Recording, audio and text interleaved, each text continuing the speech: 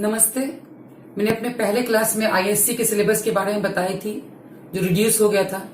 आज मैं अपने क्लास में आपको उसी गद्य संकलन के पहले चैप्टर के बारे में संक्षिप्त परिचय दूंगी। सबसे पहले मैं आपको लेखक परिचय के बारे में बताऊंगी, प्रेमचंद के बारे में।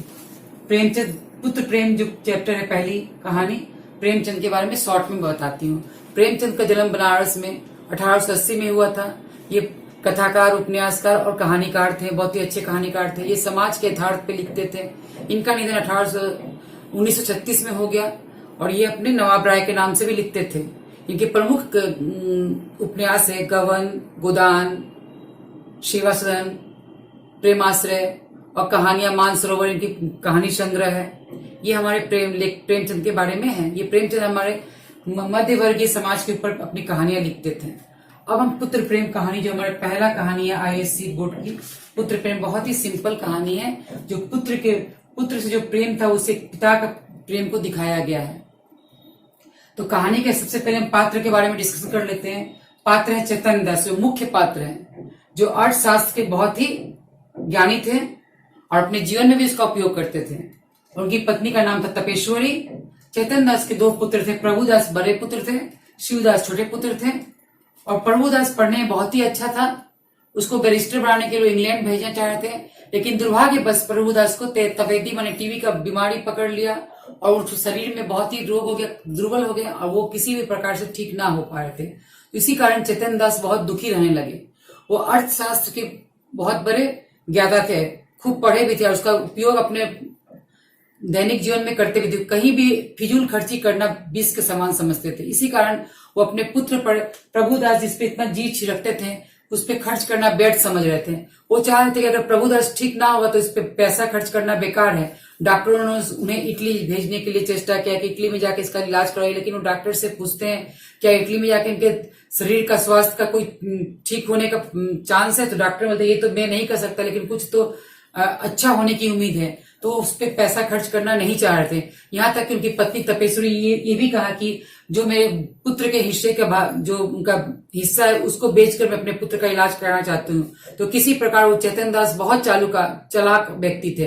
वो अपना पैसा किसी भी तरह से खर्च नहीं करना चाह रहे थे। बहुत ही कंजूस थे और अर्थशास्त्र के पढ़े लिखे थे, इसलिए अपना पैसा कहाँ लगाना, कब लगाना, ये उनको अच्छी तरह से मालूम था। इसलिए वो अपना पैसा ना खर्च करके उसको यहाँ घर में ही इलाज कराना जरूरी समझ रहे थे। और इलाज भी इसलिए करा रहे थे कि समाज उन्हें क्या कहेगी क्या नहीं कहेगी, इसलिए करवा रहे थे, क्योंकि एक पैसा भी खर्च करना वो नहीं चाह रहे थे। सारा पैसा वो अपने छोटे पुत्र शिवदास पे खर्च कर रहे थे, क्योंकि शिवदास को कुछ बनने का, बैरिस्टर बनने का उनका उम्मीद था उनका। तो शिवदास को जाके वो इंग्लैंड भेजते हैं बैरिस्टर बनने के लिए। और जिस दिन वो घर आते बॉम्बे से अपने, देखते प्रभुदास का निधन हो चुका था।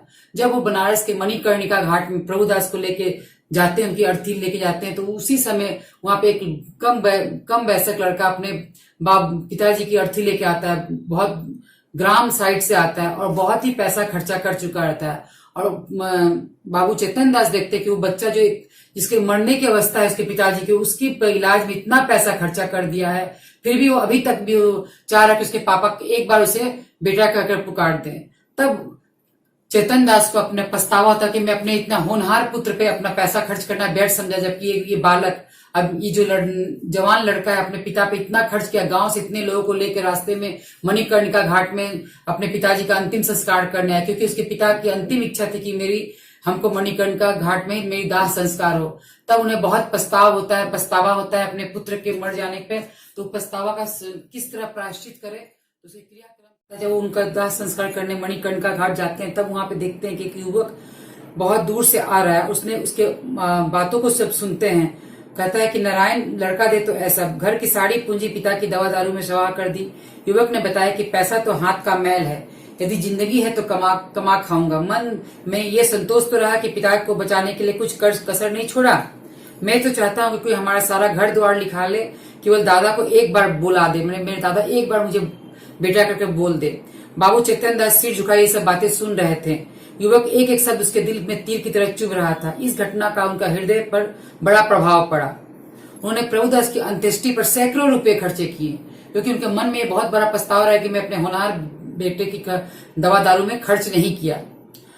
लगता है कि उनके दुखी चित्त की शांति के लिए केवल यही एक उपाय बचा रह गया था। अंत में लेखक कहना चाह रहे हैं कि उद्देश्य में यही है कि इसमें एक पिता के हृदय की मर्म भेदी वेदना को दिखाया गया है। इसे प्रस्तुत कहानी में कहानीकार ने कहानी के माध्यम से प्रेमचंद ने मानव हृदय की दुर्बलताओं एवं संवेदनाओं का अत्यंत मार्मिक ढंग से चित्रांकन किया है। कहानी में बाबू चैतन्य दास के हृदय के द्वंद्व एवं पीड़ा के अत्यंत हृदय स्पर्शी चित्रण किया है। द्वंद्व माने किस लिए कि अगर मैं इसका इलाज पहले अच्छा से करा तो शायद मेरा बेटा बच जाता। जब मर गया था उनको, उस लड़के को जब उसके पिताजी को अंत्येष्टि करने के लाता, उसको देख के उनके मन में ये द्वंद्व चलता कि मैं अपने बेटे के लिए कुछ नहीं कर पाया, तो उनके अंत्येष्टि में सैकड़ों पैसा खर्च कर डाले। यही द्वंद्व चल रहा था। तो पुत्र प्रेम कहानी प्रेमचंद की बहुत ही सुंदर कहानी है, जो कि हमारे आईएससी के सिलेबस में है और बहुत ही सुंदर कहानी। इसका MCQ question and long question में अपने आने वाले वीडियो में आप लोग के साथ शेयर करूंगी। अगर आपको कोई डाउट्स होगा तो इसमें जरूर कमेंट बॉक्स में जरूर लिखिएगा। धन्यवाद। और मेरे चैनल को लाइक्स और सब्सक्राइब करना ना भूलें। धन्यवाद।